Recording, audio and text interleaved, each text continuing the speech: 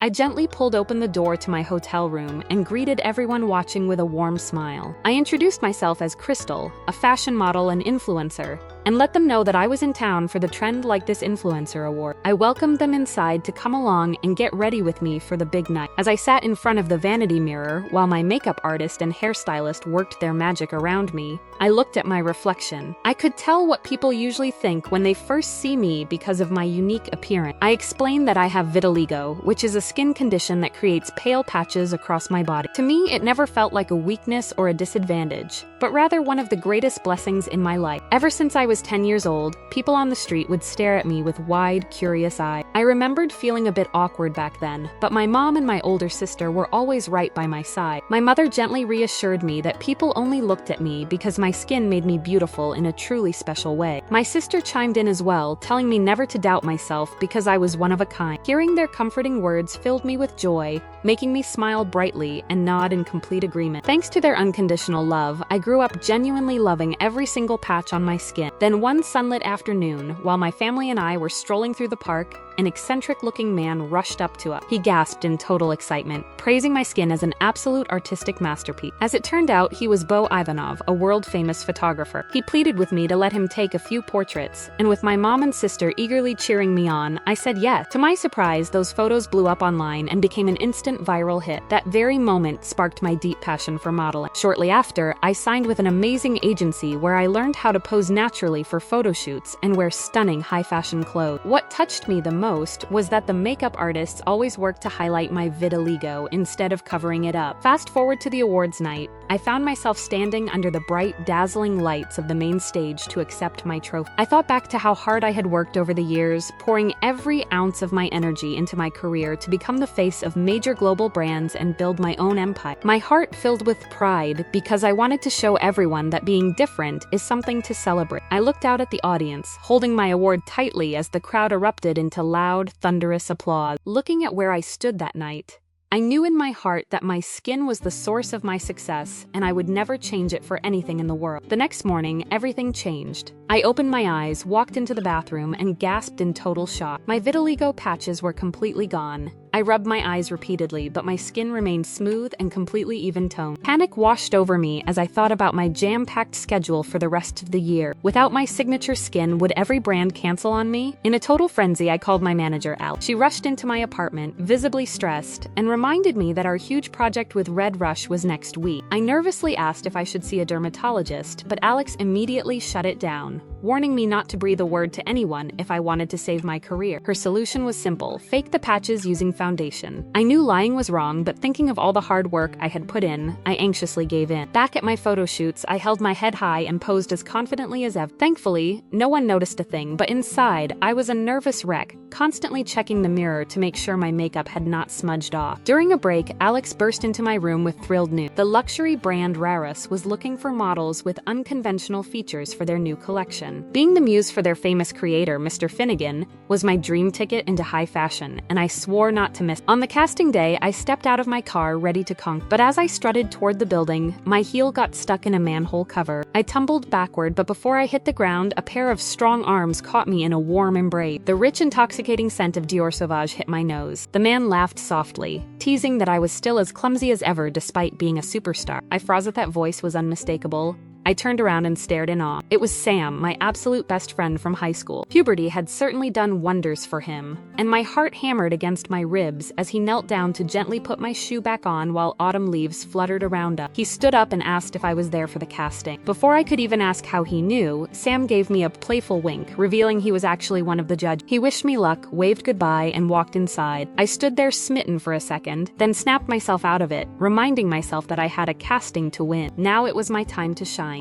I stepped onto the catwalk with absolute confidence, gliding effortlessly toward the end of the runway before landing my signature twist-turn pose. Looking at the judges' faces, I could tell they were completely mesmerized. I felt like the job was practically mine, until gasps of admiration echoed through the room for the next girl in line. It was Amanda, the famous super rookie who was disrupting all traditional modeling standards. Ironically, that used to be my title. But in this fast-paced industry, you can easily be replaced if you let your guard down even for a sec. Right after the casting, we waited in the lounge for the results, and I was thrilled to hear that I made the cut. As I was celebrating internally, Amanda walked over, held out her hand for a handshake, and mentioned she was a huge fan. Her intention seemed innocent enough, but her tone sounded a bit arrogant as she asked if a seasoned pro like me could offer a rookie some advice during our upcoming training sessions. I looked her dead in the eye and reminded her in a firm voice that this was a fierce competition, meaning no handouts, before strutting away and leaving her looking completely taken aback. The next morning, on day 1 of training, my routine turned into total chaos. While frantically blending foundation onto my skin with a sponge, my shaky hands knocked the entire bottle over, spilling makeup all over the table. Panicked, I threw on a pair of oversized sunglasses and wrapped a scarf around my head to disguise myself before rushing outside to buy a new one. I managed to fix my makeup, but the whole mess made me 30 minutes late to the training hall. The moment I walked in, Amanda called me out sternly,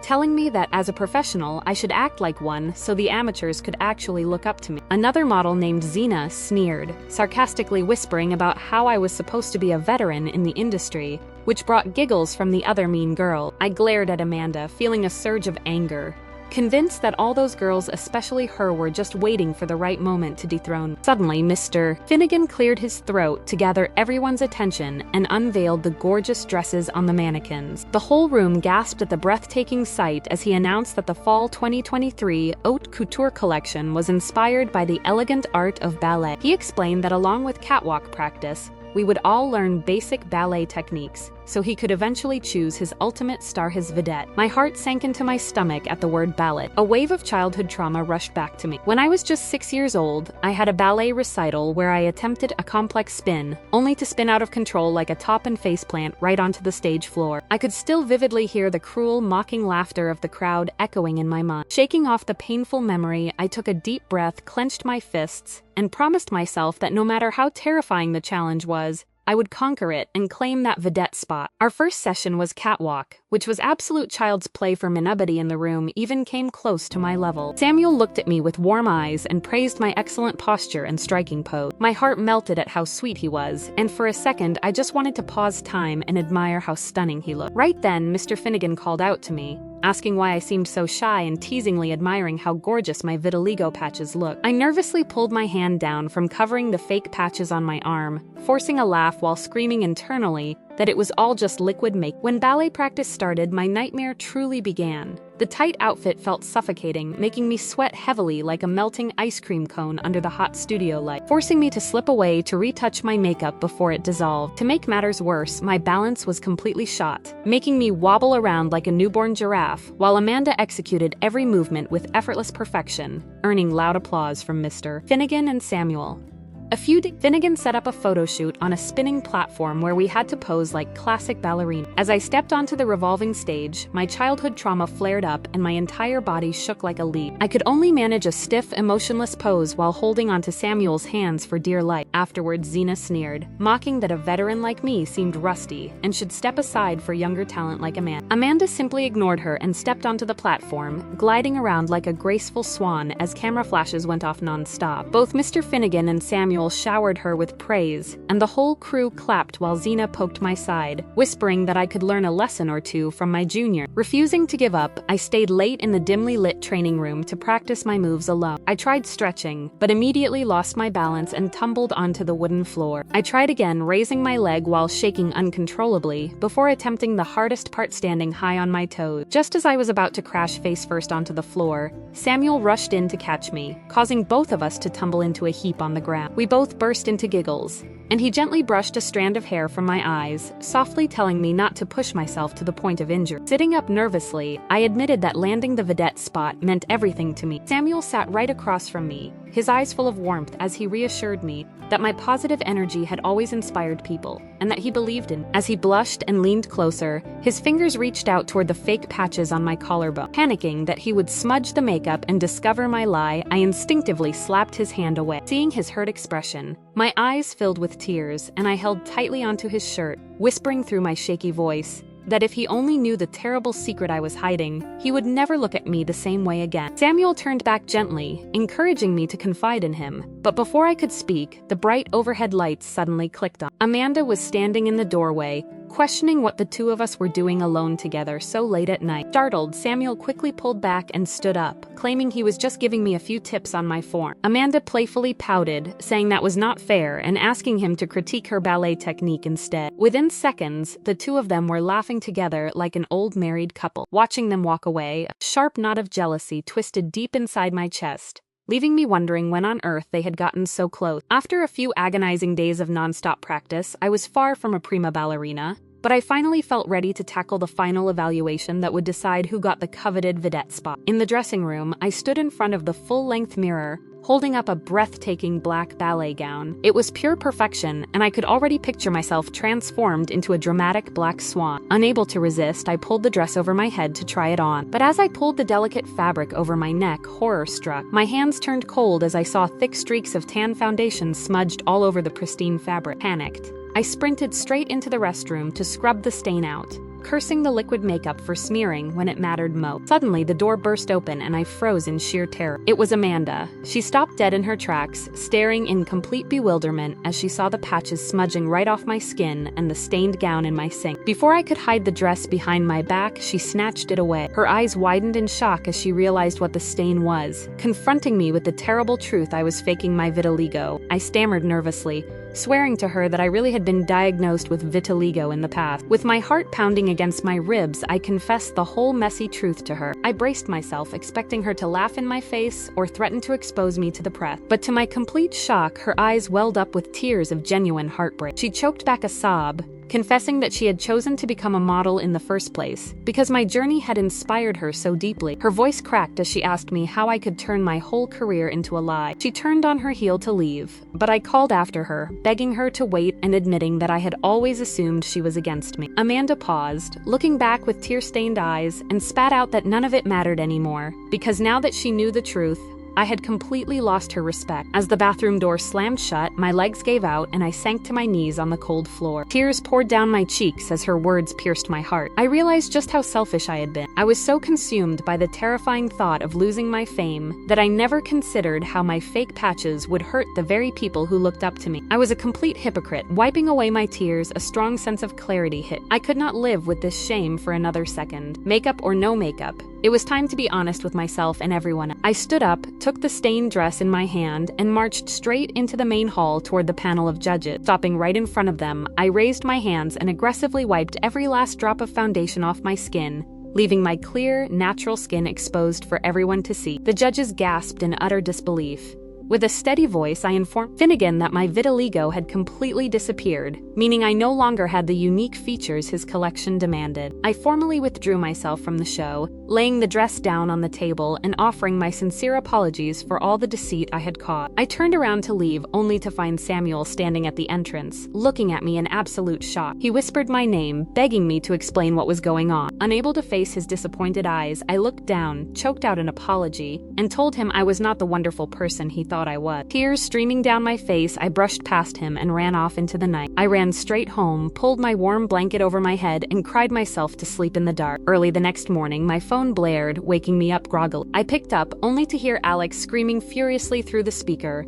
demanding to know how I could sleep when the press was going wild, labeling me an attention-seeking fraud. My heart dropped as I snapped awake, grabbing my iPad to check the headline. Sure enough, massive news titles branded me as a lying scammer. Scrolling through the harsh comments calling me a fake hypocrite who mocked people with skin conditions, panic set in. I was going to be canceled by tomorrow. Alex barked through the phone that this was what happened when I disobeyed her orders, calling models stupid and telling me to stay put while she handled it before slamming the phone down. I sat there in total disbelief. Was she serious? Faking the patches had been her idea in the first place. Feeling frustrated and completely done with her games, I turned off my phone, threw some clothes into a bag, and left everything behind to escape to my childhood secret hideaway. By sunset, I was sitting at the edge of the pier outside our family's quiet countryside lake house. Looking out at the calm water and breathing in the fresh air brought me a rare moment of peace. Suddenly, a gentle hand rested on my shoulder, making me jump. I turned around, stunned to see Samuel standing there with Amanda right behind. I asked if they had followed me, and Amanda stepped forward,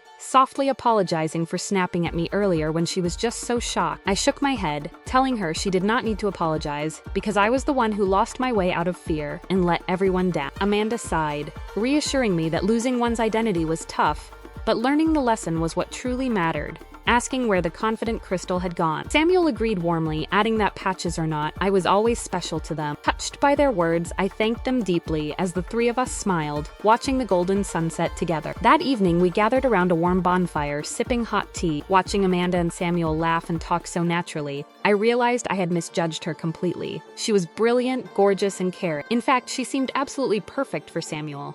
A sharp sting of heartache hit me, but I shook my head, deciding to push my feelings aside and face my reality. I powered on my phone, which immediately buzzed with hundreds of frantic notifications. Among them was a text from Mr. Finnegan, urging me to answer because he had the perfect position for me in the show and promised I would be spectacular. Overjoyed, I showed the message to the others, and Amanda cheered me on to go claim it. The next morning, I walked into the training room feeling ready to rebuild my life. Mr. Finnegan greeted me enthusiastically, announcing the great news that I would be the vedette of the collection. Confused, I reminded him that I no longer had any unconventional feature. He waved off my concern, claiming I was perfect as I was. He pointed out that Amanda and Xena would stand at my sides in dark tutu dresses, while I stood in the center wearing a gorgeous white gown, describing it as an elegant swan surrounded by a flock of ugly ducks before walking away. I stood there, stunned and annoyed by his offensive words. Xena immediately smirked, sneering that this must have been my dirty plan all along to save my flopping career. I looked her dead in the eye, sternly telling her to cut it out because mocking me would not change anything. Something felt completely wrong about this sudden turnaround, and I was determined to get to the bottom of it. Finally, the day of the show arrived.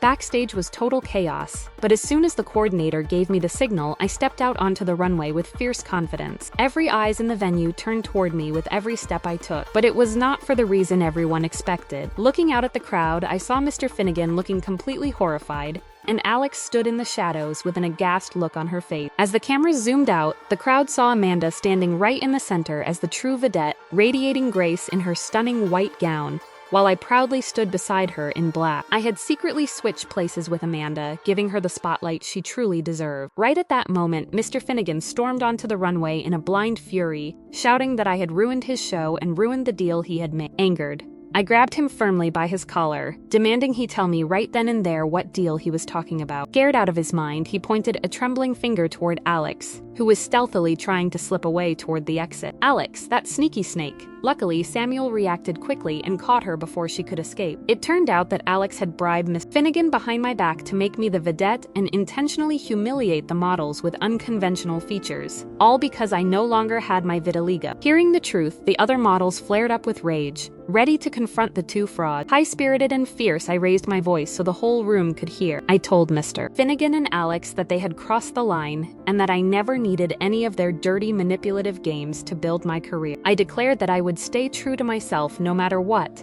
and whether someone had unconventional features or not, everyone was beautiful in their own way and deserved a fair chance to showcase their beauty to the world. The audience burst into thunderous cheers and applause, while flashing cameras and harsh criticism instantly surrounded Mr. Finnegan and Alex. Justice was served, and I exchanged proud, happy smiles with Samuel and Amanda. After all that wild drama settled down, I kept modeling, but this time with an amazing new agency that embraced me for who I truly am. I continued my work as an influencer, inspiring young people to love themselves and celebrate their uniqueness. Amanda and I became the absolute best of friends, and we even made tons of exciting plans to collaborate with Samuel. But to be completely honest, I still felt a tiny pang of heartbreak whenever I saw how close Samuel and Amanda seemed to be. Fortunately, my hectic schedule kept me too busy to dwell on those sad thoughts for long. After months of tireless effort, I launched my very own skincare line called Only You. At the floral-themed launch party, I turned around and saw Samuel walking in with a gorgeous bouquet of flowers. I greeted him warmly, assuming the stunning flowers were meant for Amanda. Samuel looked confused for a second, then scratched his head shyly, confessing that the flowers were actually for me. He looked deeply into my eyes and admitted that he was crazy about me and that he always had been. I gasped in sweet surprise, beaming from ear to ear as I teased him about why he had not confessed sooner. Without hesitating another second, I leaped into his arms, and we shared the most passionate, amazing kiss under the glowing light. A picture-perfect ending to an unforgettable journey, wouldn't you say?